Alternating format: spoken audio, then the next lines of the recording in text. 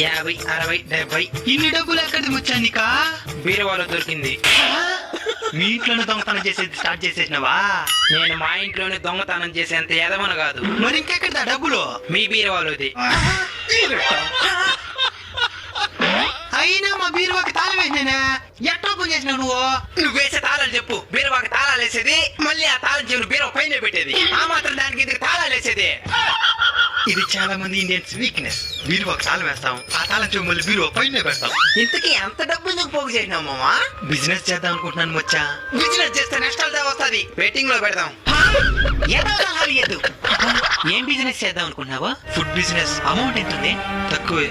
ఓ 4 లక్షల దాకా పోగు చేస్తున్నాను. 4 లక్షలు చాలా ఎక్కువ. ఎక్కువ? గ్రామీణ హోమ్ ఫుడ్స్ వాళ్ళు 3.5 lakhs కే ఫ్రాంచైజీ ఇస్తున్నారు. ఈ ఫ్రాంచైజీ తీసుకోవడం వల్ల నాకు వచ్చే బెనిఫిట్స్ ఏంది? 1 కాదు 2 కాదు, దాదాపు 6 బెనిఫిట్స్ నువ్వు పొందొచ్చు.